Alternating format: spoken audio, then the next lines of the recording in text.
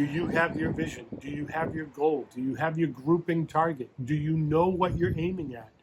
Do you have those steps laid out in advance that I need to do this, and then I need to do this, and then I need to do this, and then I need to do this? And if you can't figure out those steps, figure out where you are today and where you want to be tomorrow, and reverse engineer your goal to your starting point. For you to get to your goal, what has to happen?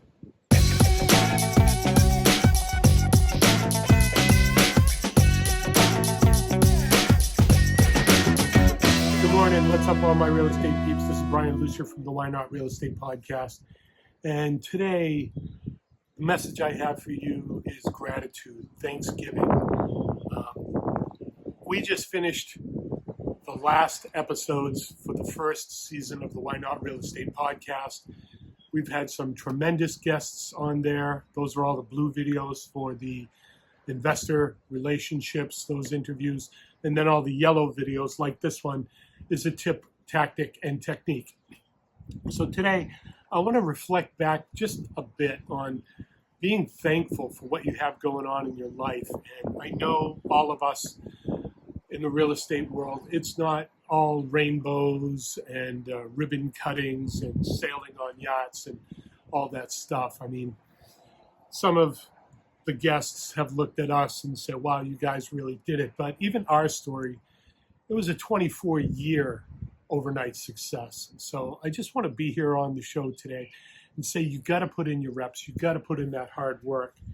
And it's worth it, right? Every day, you got to get out of bed, throw your feet over the bed, put your shoes on, and just get started.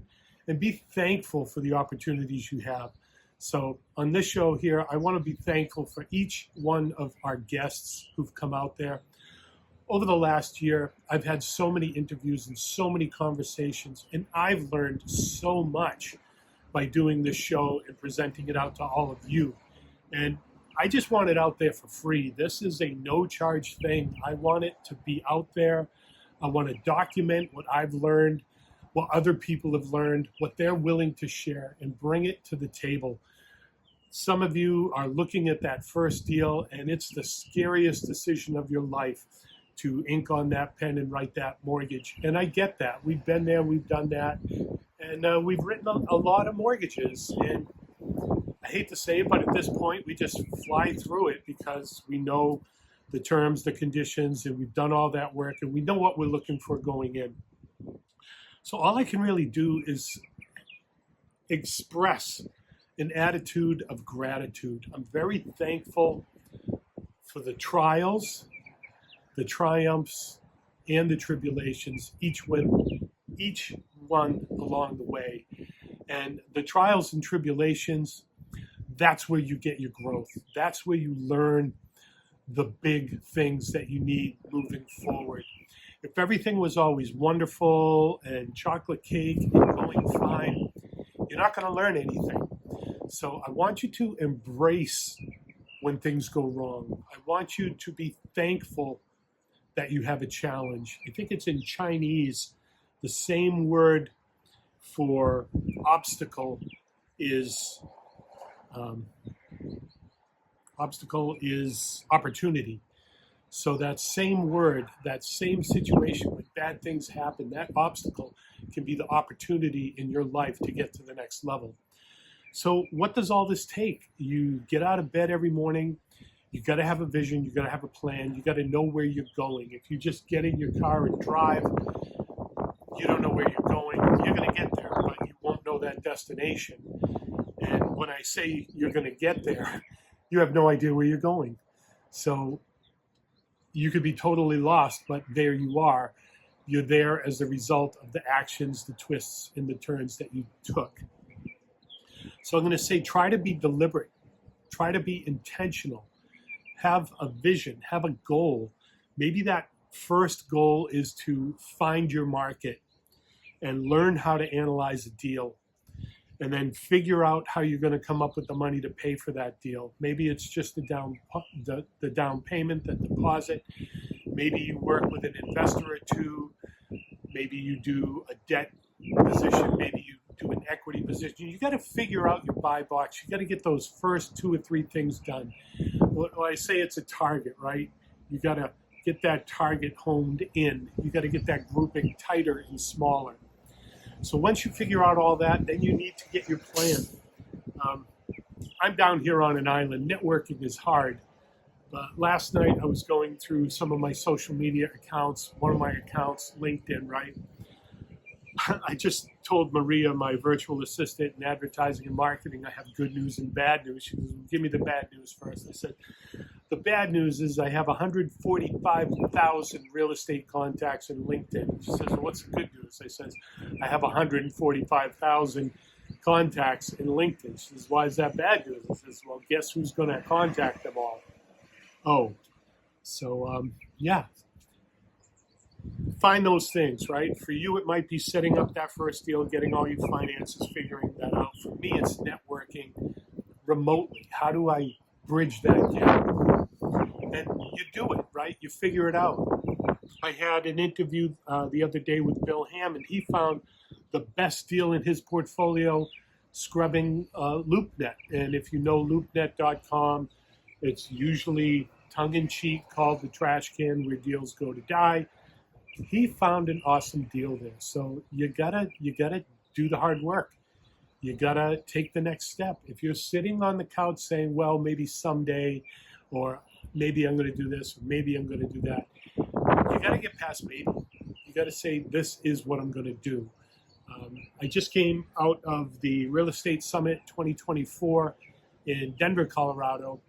And one of the sessions Brandon Turner did, he talks about the Better Life tribe, the whole tribe, and then the pods within the tribe where you have an accountability group of 8 to 10 people. And they get together maybe once, twice a week, or not once, twice a week, once a week or every 2 weeks.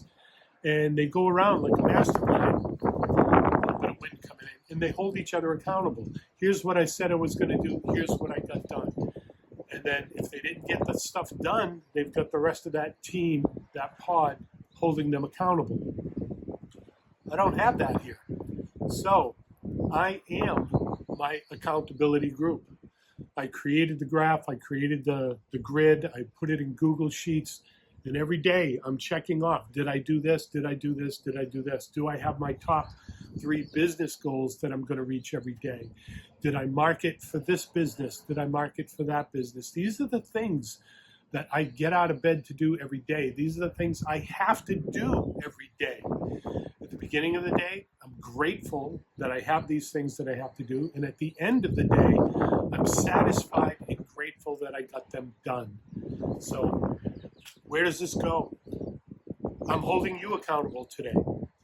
Do you have your vision? Do you have your goal? Do you have your grouping target? Do you know what you're aiming at? Do you have those steps laid out in advance that I need to do this, and then I need to do this, and then I need to do this, and then I need to do this? And if you can't figure out those steps, figure out where you are today and where you want to be tomorrow, and reverse engineer your goal to your starting point. For you to get to your goal, what has to happen? And then for that has to happen, what has to happen, and what has to happen, all the way back to where you are. And then you can figure out your KPIs, your key performance indicators, and your metrics. For me to get there, if I say it's going to take 6 months, then I know that I have to look at 3 deals a week, and I have to make 3 offers a week, and I have to make 3 investor relations a week, or I'm not going to hit that goal. So if I wait 1 or 2 or 3 weeks, all I'm doing is compounding out and pushing out that goal further and further and further. So hold yourself accountable. Another thing I want to mention, and this is very easy to do in the real estate industry, especially when you're starting out, people talk doors. I have 20 doors. I have 10 doors. I have 30 doors. I have 1,000 doors.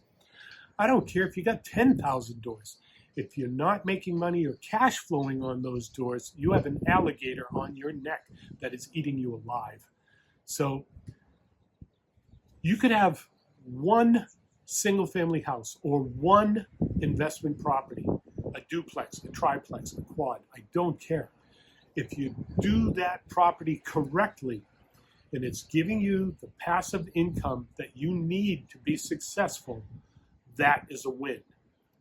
If your 4 doors or 3 doors or 2 doors or even single family house is working as a business model, don't worry about the guy who's got 10,000 doors. He has problems that you don't have.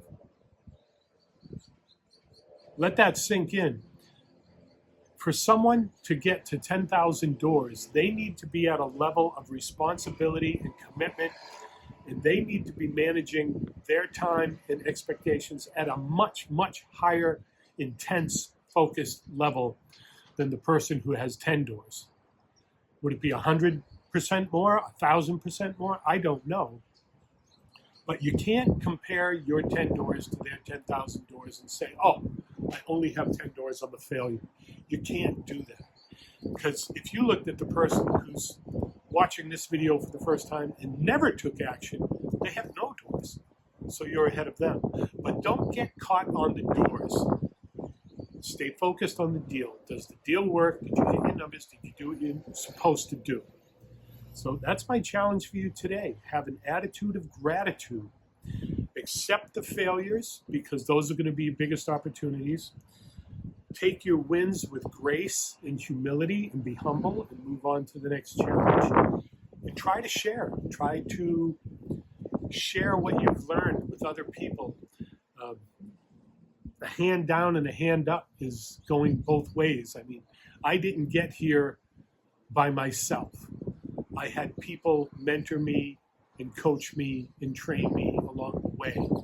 And for some of those, I paid tens of thousands of dollars. I've spoken to so many investors who've invested over $100,000 into their education. Well, wonderful. They learned, they got the value out of that. I'm crazy. I'm giving it away. I want you to be able to find this, soak it in, compete with yourself, set your own standards, set your own goals, and be successful. I mean, this is horrible, right? I'm sitting here on a beach. I'm sitting here in a condo. I'm on one of the most beautiful beaches in the middle of the Caribbean. But so what? The price I paid to get here, are you willing to pay that price? How many birthdays, anniversaries, soccer games did I sacrifice? How many football games did I sacrifice? How many things did I have to say no to in my life? When my friends were going to the beach on weekends, I was packing up my truck with tools, putting on my knee pads, and changing toilets. That was a sacrifice I made. But I knew at that time where I was going and where my vision was. I didn't know it'd be this. This exceeds what I thought my expectations would be. But I put in the reps. I put in the hard work. I stayed focused. I woke up every day. I did what needed to be done. And some of you out there know me. I used to be 300 pounds. I'm not 300 pounds anymore. So I use this 8-pack ab as a reminder to myself, competing with myself, that if I have a goal and I'm laser focused and this is what I'm going to do, then I'm going to do it. And I keep a picture above my desk of me at 300 pounds, and every week I update that picture to see where I am and see my progress. Maybe you need to do that with yourself. Maybe you put that picture of that first property you want to own, call it a vision board, call it manifestation, call it the secret, or whatever you want to call it. But all of that stuff requires that you take action. So that's my challenge to you today. When you throw your feet out of bed and you hit that floor, know where you're going, have a target, have a goal, have a plan, take action, and enjoy the journey. Just enjoy the journey every step of the way. There's going to be things you step in that you wish you didn't, and there's going to be wonderful moments where you can sit back and celebrate your wins and successes. Tell me about them. I'd love to have you on the show as well. If you have a story, if this resonates with you and this is hitting you in your heart saying, you know, Brian, that's right, and I've got a story that I can tell about my wins, my trials and tribulations, I want to hear your story. So first off, I want to encourage you to take those steps stay focused, be intentional, and get to where you're going. The second, if you've done that, even if it's your first deal and you want to share that story, I will celebrate that with you. And happy to share that with other people who need to hear what you've done and how you've accomplished that.